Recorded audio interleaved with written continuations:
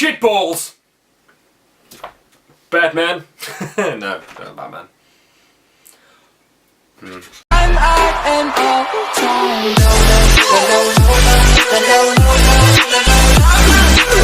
Avengers was fucking awesome!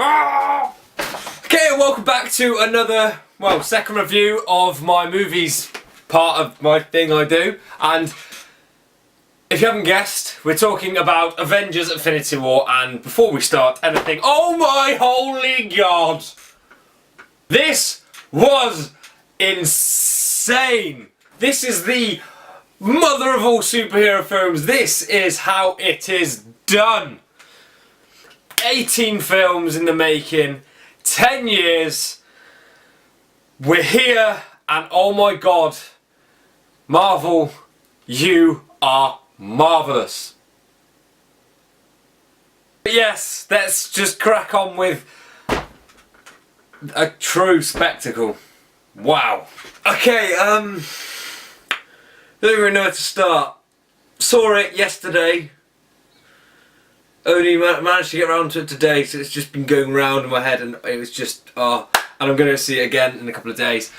But where to start, really? I just want to start with saying it was incredible, and if you haven't seen it, I think there might maybe spoil. I'm going to say there's going to be a couple of spoilers in this. It's more going to be a discussion and a review than me just saying what's, yeah.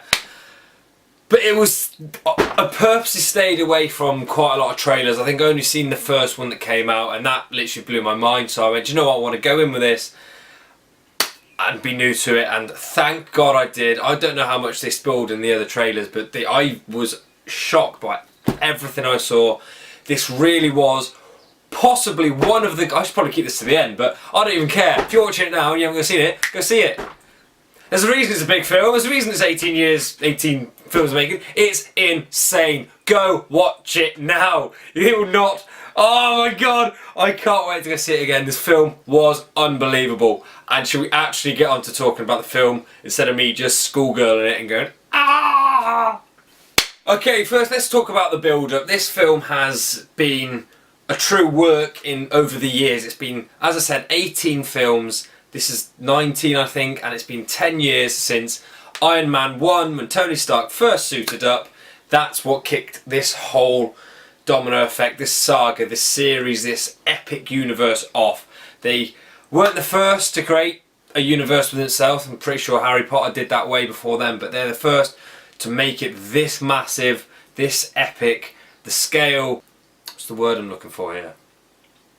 Great. But this film, it's been so long in the works, and a lot of hype was, a problem was, can it live up to what we're expecting? Because us as fans, us as comic book geeks, us as Marvel fans, us as just film fans, we often overstep ourselves. So we think, we get so overhyped, we've got all this in the back catalogue, we think they've all been amazing, most of them, and we are putting so much pressure on the studio, the writers, the directors, all of that to make this film up there where it's literally godlike, and we put all the pressure on, and the only problem is, even if it falls a little bit short of that, we're the first ones to go, oh, it wasn't that good, blah blah blah blah blah, they should have done this, should have done this, should have done this, should have done this. Do you know what? They knocked this out of the park. But I'm serious, this is the best Marvel film to date. Fuck. It is. I'm sorry, it's just the scale is unbelievable. The first Avengers film was massive. The second Avengers film was pretty big. Wasn't as good as the first, but this one, oh my Jesus Christ, it was insane. The scale is everything that happens in it. It's just, I wasn't expecting it to go the way it did. The stories were all cohesive, and they were deep and meaningful, and the characters knew each other, but when they didn't know each other, they got... I think we should start with the big man himself, Thanos. Right. Marvel's always had a little bit of a problem with villains, shall we say. They've always been a bit lackluster, and the best villains have often been the best villains have often been the anti-heroes, more like Loki. He's probably been the best anti-hero villain they've had. I know they've had good villains. Vulture was a good one. I did like Michael Keaton, but Vulture was very good in Spider-Man, but Thanos really was the one thing they did. Obviously, they've built up. He's been in the back of everyone's mind through all of the films. Oh, there he is, there he is, there he is, there he is, there he is. Since the start of the Avengers, at the end credit scene, Avengers 1, where he turns around in the chair and goes, yes. He's always been there, and he's been such like a massive icon. Like, how do they do him justice? Joe Brolin, amazing as him. Couldn't think of anyone better to play him. But they did the one thing I really wanted them to do. They humanised Thanos. He wasn't just some douchebag who went, do you know what? I'm going to take over the world. I'm going to kill people because of... Why not? Because I'm a big bad man and I've got a big golden glove on with some stones on it and I'm just going to be a dick. No, they didn't do that. They proper humanised Thanos. Like, throughout the film, you actually feel for him. You see what he's been through, what he's given up. The sacrifices he's made, and in his...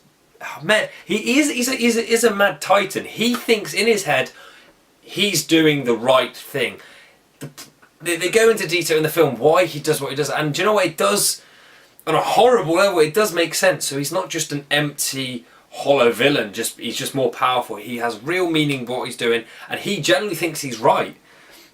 Very much like Loki thought he was the rightful king of Earth, which he wasn't, but that's another film. But he really did, and he does tug on your heartstrings a couple of times. Him and Gamora, there's a lot more chemistry there than you ever think before. And a couple of times you're like, oh my god, this guy's had it tough. He's not just, you know, a big purple man with a weird chin and a big gold plate of armour. He's deep, he's complex, he's got reason to do what he's doing.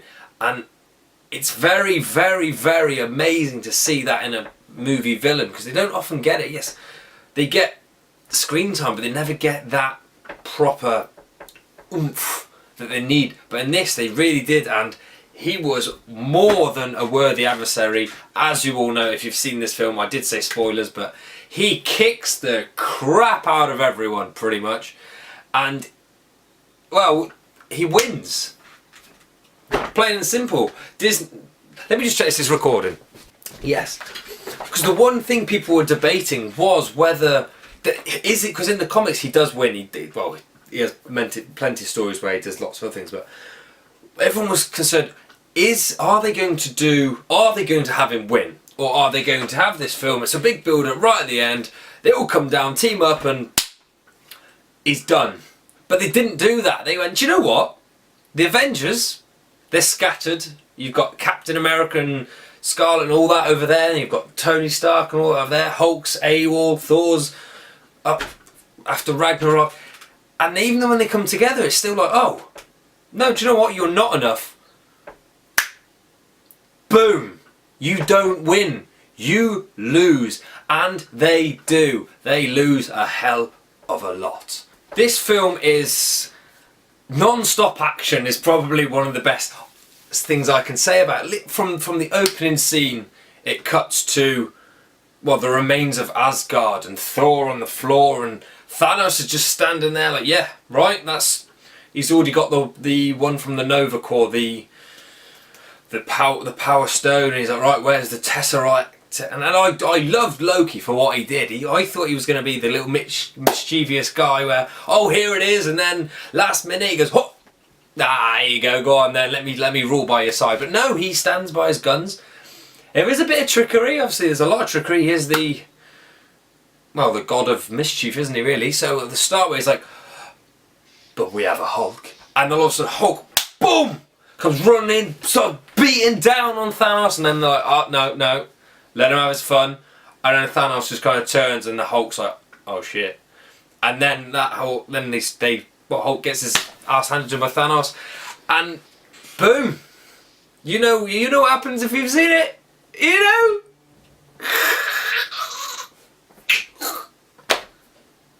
But from the start, so we start with Asgard's remains, they're gone. We've already lost two big characters there. It blows up, we think we've lost, we know we haven't lost Thor, but Heimdall then gets rid of the Hulk, sends him to Earth to warn the others. It's just, there's so much that goes on in this film. When we pan down to Earth, and then obviously we see Tony. He's been the main protagonist in the Marvel Cinematic Universe since day dot. He's from the first movie. He started it. He's going to essentially end it, I think. But they all get together. You got Doctor Strange meeting Tony. They have the banter because they're both douchebags, aren't they? Let's be honest. And they have the bit of banter, and it comes to the first battle in the town. And there's this weird wizard guy, and Strange is like, right, I've got this. And then Hulk's like, no. He's like, no, you have it, Hulk. You have the big one. He's like, all right. But Hulk's not coming out because Hulk is a bitch in this. Hulk got his ass handed to me. He's scared. So he ain't coming out. And then obviously Tony, let's talk about Tony for a second. In this film, he is unreal. His new suit is... Because I like the fact that because he's been in it for so long, they've been able to just get so comfortable with him. Because if the first Iron Man came out and he had like the suit made out of nanotechnology, like, oh, it's a bit unrealistic. But now, because he's so well established, you could give him anything now, any of his armour, and we're like, oh yes. Like his new armour is sick. It's like made out of nanos, it just grows on him and then it moves, and he's just badass in this. Oh God, I don't even know. This film is just, I generally could talk about this all day. Okay, so we go from obviously the fight in New York. It then takes them off into space, and you've got one story going off in there, and then we go over to Scotland with a Vision and Scarlet Witch, and then something else happens there, and of course we meet the man with a beard, the man with no shield, Cap. He's back with Black Widow, Falcon, and them, yeah. And obviously I don't know what to call them. I think the other side of the Avengers, because obviously after Civil War it's all up in flames, really, isn't it? So obviously that's happening. So we've got the children of Thanos, which I'm very glad again that they weren't just throwaway characters. They weren't just meh, you're done. They were real. They were very strong. They were putting the Avengers right on the limit and kicking their ass essentially. So we've got a lot of the story is based around the Vision and what is on his forehead, and it's just about trying to save Vision, but destroying the mind gem, and it's all interlaced. So obviously it's a very hard situation where they just like destroy it, and they're like, no, you've got to survive because you're the Vision. The action scenes in this film are truly astonishing. That's one thing I do have to say. I've never... I think Ragnarok was one of my favourite Marvel films until this came out. I think Ragnarok was my favourite Marvel film until this, because the action was sick, had good time, it just epic, and this just it knocked that out of the park. Every other scene, it's just like, oh my, where did they get the budget for? Well, we know where they got the budget from because they're Marvel and they're minted, but every fight is just massive, and it's got the characters and it's got that. The fight scenes are unbelievable. They're not only deep and meaningful, but you feel like there's real grit in them. You feel like there's sacrifices that can be lost. Something will go wrong. It's going to go wrong, and it does. Numerous times, something happens. You're like, oh my God, what am I watching? This is a Marvel film. I should be seeing this, but it does, and it's because the writers have really just got in there and you know what? This is Infinity War. We're going to give them what they want. And the action is truly incredible. Like I was on the edge of my seat numerous times. I think from the battle in New York, which was in any other film would be quite a good battle, but in this it was just this much. And then you go to the battle on Titan, which is massive, which is with Strange, and that was... We'll get back to that scene in a minute with the old Star-Lord Sitch. But then you've got the gigantic battle at the end where it's just this like full-on Braveheart but with robots and demons. You make your mind up on that. Does that sound good to you? Yeah. But coming off the back of that, it's not just a smash and grab. It's not a hack and slash. It's not just let's put loads of well-known characters into an arena and have them fight because that's what people like to see. But there's real emotional depth in this film. Like I never expected the depth from Thanos and Gamora. That really did get to me. And then obviously from Gamora you get Star-Lord, and then from Tony you get Pepper, which nobody cares about, but she's there. Forget Pepper. From Tony you get Peter Parker, you get Spider-Man. Them two are close now. They see like it's like a father figure, and then you feel real loss when something actually happens. You're like, there's actual stakes here. That's what I loved about it. There was actual stakes when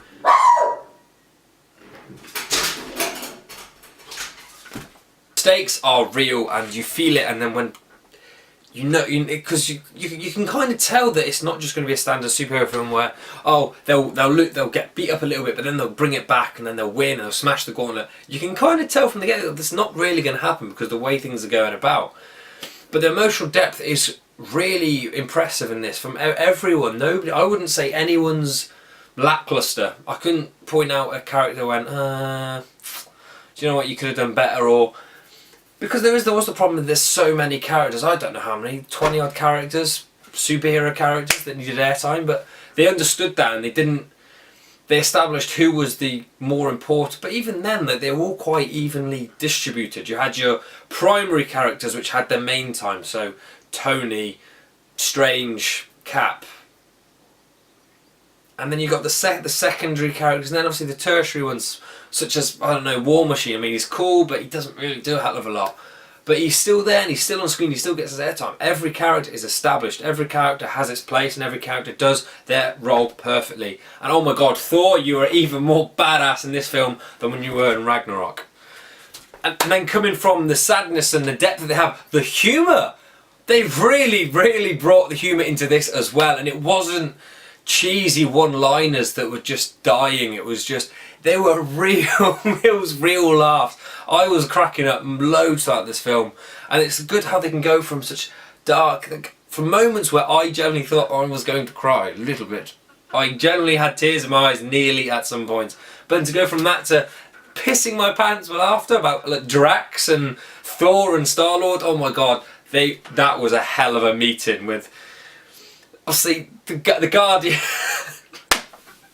The Guardian saved Thor, and he's on the table, and they just stood admiring him and just complimenting. Obviously, we all know Chris Hemsworth is a hell of a man, and Thor is even more of a man. And they just all stood going, "Oh my god, it's like a pirate and an angel had a baby. He's beautiful." And then obviously Star-Lord's like, he's like, "He's so muscly." He's like. And then they're just like taking the piss out of Star, saying, "No, you've got a bit fat," and like, "Oh, you got a bit of a double chin and you're a bit of a belly." And he's the whole time in the background. Because obviously Chris Pratt's a funny guy. He's in the background like. And while Gamora's like touching his muscles, saying, "Oh my, his muscles feel like." He's like, "Stop touching his muscles." And even when they wake him up and they start talking, Quill's he's very not the alpha male in that situation. He feels very intimidated, so he's talking, "You are not taking my ship." And like, "Peter, are you putting on a deeper voice to match his?" He's like, "No, I always talk like this."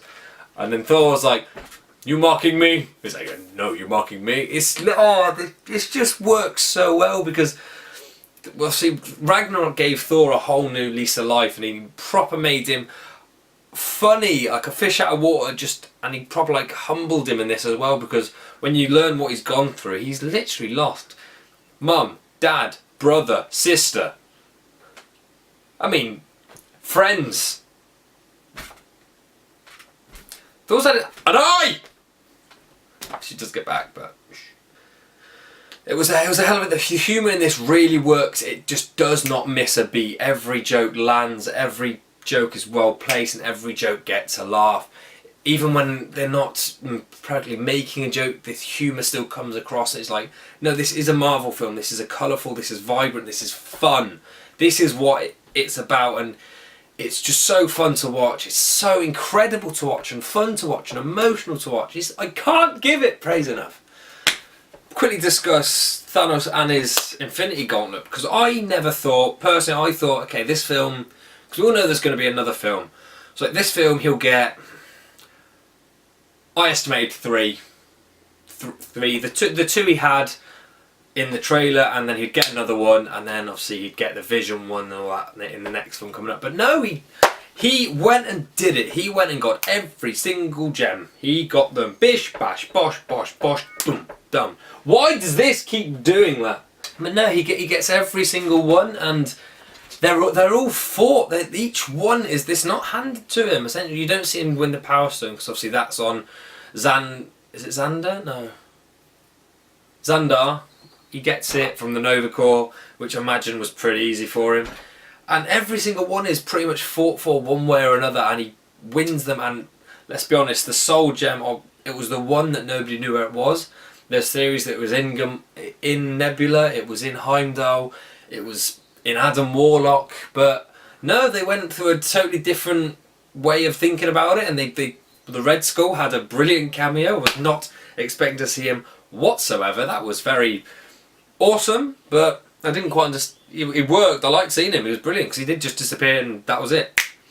But the Soul Stone, and that was one of the bits that really did hit home when Gamora's laughing at him, going, "See, the universe is laughing at you. You don't love anything," and he cries, and she goes, "Oh, a fake tear," and the Red Skull's like, "It's not a tear for him. It's a tear for you." And she's like, "No," and Daddy kills his daughter. That's essentially what happens, and this is pissing me off. Daddy kills daughter, and he gets the Soul Gem, and he eventually gets all of them, and we all know how it ends with it. Okay, and where we wish we're going to now. So much I've never seen a film I want to speak to as much about it than this. The fight on Titan, where Tony is with Star-Lord, he's with Doctor Strange, and they're all kind of crack. And Spider-Man. Spider-Man's new suit is bloody awesome, by the way. If you don't like spiders, it's not great. Got massive spider arms come out of it, but it's very cool, and it's just so Iron Man, it's unreal. But obviously they get to Titan, and they're like, Tony he consoles in Strange, where everyone's put Tony, what to do? Tony, just stop. And he's like, I don't know. Okay, leave me alone. I don't know what to do. He's been in my head for 6 years or something. And you're like, oh shit, really? He's like, I don't know what to do. And to hear someone like Tony Stark admit that he doesn't know what to do, it's quite in depth. It's like, oh god. It's that you're the point of. You're front man, you're the guy who leads the pack, you should know, and if he doesn't, and he's like, do you know what, if he's expecting to fight us, let's take it to him, it's the least thing he's going to expect, and that we may have an understanding, we might be able to beat him.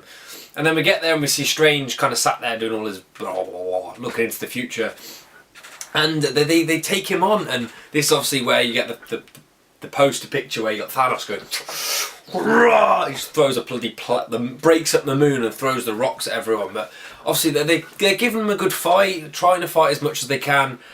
But at the end of the day, they are fighting Thanos, and then it's really going down. But they get to this was the one point that I didn't quite like of the film. It was very much. It was. I understand why they had to do it, and I understand that it gave it more gravitas. But if it was you in real life, you're like, no, what, this wouldn't happen. But they obviously had to do it to kind of give it some more progression, because they couldn't have it end there. Like, they're all fighting. Strange is pinning him down. Was Strange pinning him down? I think Strange is kind of pinning him down. Drax has got one arm. Iron Man's got the other. Spider-Man's got the other. You've got Mantis on top calming him down, and Thanos is there. He's crippled. He's on the floor, like not really know what to do. He doesn't know where he is, and they're yanking at his gauntlet to get it off. And the whole time you're like, I know exactly what's going to happen. And Nebula's standing there watching. You're like, I know what's going to happen. They can just about get it off, and he goes rah, poof, and beats them all up. But instead, they're getting off. They're pulling. You can see Peter's just about to get it off, and then it cuts to Star-Lord. He's like, "Where's Gamora?" And then he's like, "She's dead."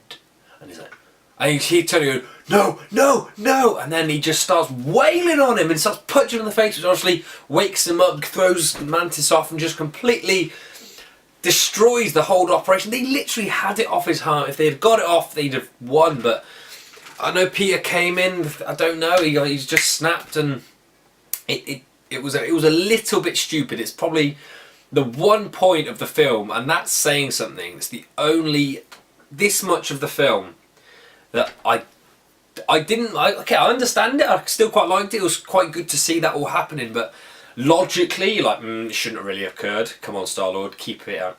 Everyone's here. Everyone's working hard. You should not have done that. But that's one of the only points that I can make. But that fight was just insane. And then coming on to, I think the bit that got me the most. I said the bit with Gamora got me. This bit, my heart nearly fell out my arse. I was generally just thrown to pieces, and they're like, obviously you see that they're fighting, they're going toe to toe, everyone's just they're giving it 100%, and Thanos are just smashing them through.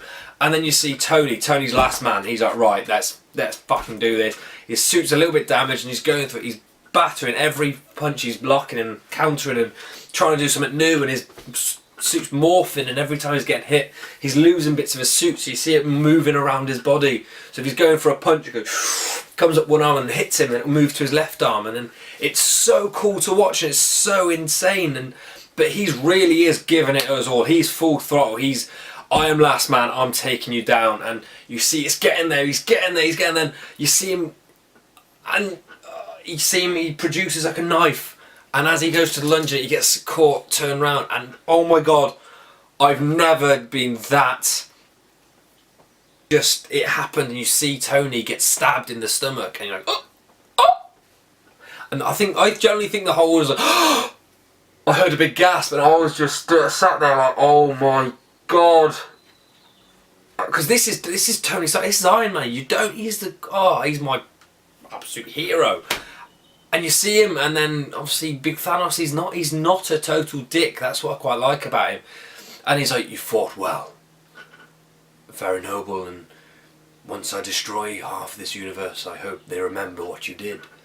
And then that's when Strange, out of nowhere, goes, Stone, I'll trade you the Eye of Agamotto for his life. And Tony's like, no. But he's like, it's the only way.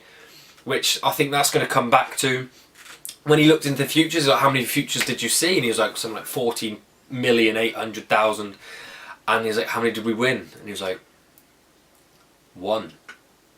And the only thing I can think of is if that 1 was the only way that he had to give up the stone to save Tony for that 1 to come to fruition. I don't think it wasn't him giving up. It's like he knew that the only way to save was to give him this gem, and it had to happen. But that fight was insane. See that fight, and it was proper bare knuckle, and the stakes were high, and you saw in Tony, he was giving it his all. But then obviously it comes to the big old fight at the end. Obviously so much more happens. Let's hop on back onto the Thor train. I'll cut this bit and we'll just we come back to Thor, one of the coolest characters again in my opinion. Obviously we know that he's lost his hammer recently. Fucking dog. And they're heading, I can't remember what it's called. Obviously in between this you see Thanos gets the red ether stone, I'm not sure, I can't remember what it's called. Reality stone. And Thor heads off to this neutron star with a big rings around it, and he has to restart the forge, where Peter Dinklage is in there as a little dwarf, but a big dwarf. Tyrion Lannister is the universe's most proficient blacksmith, and he's got his hands, and it was quite cool. I mean, it's quite cool seeing Peter, but the problem is Peter Dinklage is Peter Dinklage. No, so if you see him as anything, you just see Peter Dinklage as it's not really added anything, but it was quite nice seeing him as a 25-foot dwarf, which is quite different. But you see, they kickstart a fucking sun because Thor is badass, and he forges Stormcaller.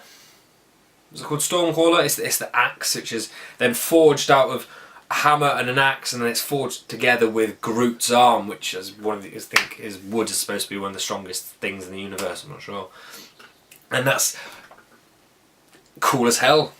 And then we do come to the final fight at the end, where it is on Wakanda. Back where this is the fight that should have happened in Black Panther, because Black Panther's final fight was so lackluster. This is what we were expecting. This is what we didn't get, but we should have got, if you get me. But this fight was tremendous. You see, this is full-on Braveheart. This is everyone out there. Front line, you've got Vision and Scarlet Witch out of the back, obviously doing their own thing, trying to get the gem out, because she can destroy it, and it's obviously part of his face.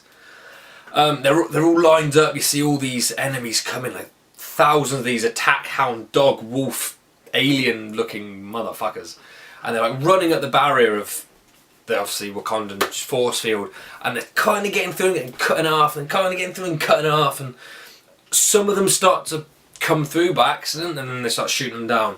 But then they do start running around this perimeter, and then it's quite clever. If we don't get them in here, they're going to circle around, get in somewhere else, and they'll get to Vision. So, alright. So then, obviously, T'Challa's like, right, open up sector G17C, and on my word. So then you see them all kind of go, and you see mask them down. About this much of the wall opens, and they all start funneling through. And this is balls to the wall, smash and grab, bat and slash. You know what I mean. Oh my god, this is intense. But it's quite cool. They're all sprinting towards this wall to meet the enemy head on, like Battle of the Bastards style in Game of Thrones. And they're all sprinting, and it's one of the coolest scenes was you seeing them all sprinting. And then obviously you've got T'Challa, who's kind of superhuman, and Cap, which is also badass and superhuman. So they're all sprinting, and you just see these two kind of both absolutely caning it away from the rest of the pack because they're so much faster. And they're both just completely sprinting ahead of everyone, just diving in, just start wailing on everything and battering the crap. And oh, it was so cool. Like, it was obviously not blood, but it was kind of like pus and stuff was getting knocked out, and then they're taking on these alien xenomorph looking horrible dogs. And I mean, they are outnumbered. They have got hundreds per one of them, and they're kicking ass, but they're also starting to take hits. And you've got Don Cheadle, is that his name? War Machine has one of the coolest parts. He literally flies up. He doesn't do a lot. He hasn't got a lot of dialogue, but he's the gunman, and he's up in the air, locks down. All these missiles come out, and he literally just drops nukes on them. And it's like, and he kills Thunders until he gets knocked out of the sky. But the fighting is just so insane. Like, everyone is just getting, like, smashing the shit out. And obviously Thanos' children characters, they're still there, so they're fighting off. You got the General Lady from Black Panther, who was one of my favourite characters, was insane. And then obviously Black Widow, and then eventually you get Scarlet Witch comes down because obviously stuff's getting too bad, so she comes down and just rains holy hell on everything. And it's quite good because they do understand that they're in a comic book essentially. So like the General Lady just turns on and is like, what's she not been down here the whole time? Because she's just completely destroyed everyone, and they're all just going balls to the wall at fighting these beasts. But then obviously you've had all this big fight at the front. You've had War Machine level the field, they've all come back. You've had Scarlet Witch level the field with these big rollerballs of death. She's leveled the field. Then all of a sudden you hear, and then Thor comes in, and he's not just Thor of old. He's not Thor of the Avengers. He's not Thor of 1 and 2.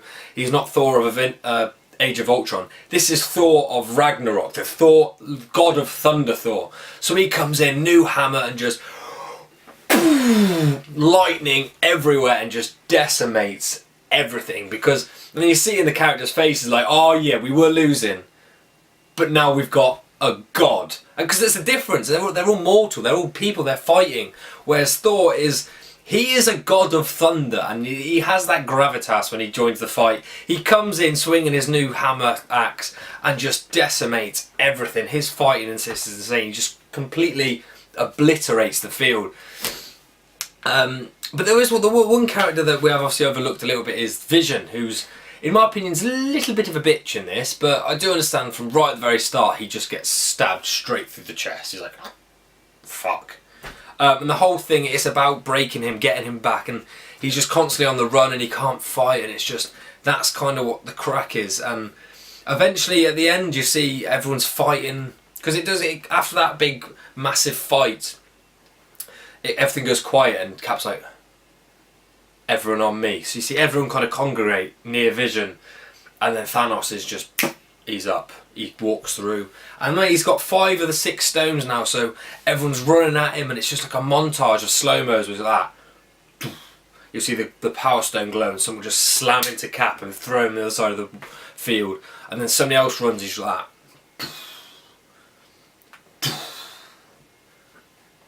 Like nothing's even phasing him now. And then eventually Scarlet, she destroys that Mind Stone. She's crippled, and he's like, it's okay, child. I understand. Obviously, he's a dad. He knows about Gamora. He's sad, and he just, but he's got the time gem, so he just I quite like it how it's still the same, like all of the other ones, when he'd use it, he'd just go, and it'd glow, and you'd see like a bit of purple flash out. But with the Eye of Agamotto's stone, he still has to do the whole Doctor Strange thing, so obviously he goes like, to do this, if you watched it, you know what I mean, but he does the whole hand motion for the time, and obviously Vision comes back, he grabs him, and whack, he's got all 6. But then it is one of the coolest scenes you see all of a sudden Thor's like, because you're like, where's Thor? Thor? But he was cleaning up the whole field, he killed everything pretty much. And then he's just there, he's just killed Vision, he's standing there, he's got all 6 in his hand, and you see Thor up in the air just, Rah! And he's just screaming at him because he's just killed Loki, he still wants to rip his head off. And then Thanos is like, I don't know, I think he just throws a beam up at him, but he just throws the axe is spiraling through the beam, and boom, slams straight into his chest, and he's like, ugh! And he starts pushing it further into his chest, like, I told you you'd pay for that. And then he's trying to talk, what was he saying? He says, you should have aimed for the head. And then that's when, obviously, the apocalypse happens, everything goes, and he disappears off to a very, very quiet, tranquil planet or plane, and there's baby Gamora there, which I'm not sure what to make of. I think that she's a lot more to play in this.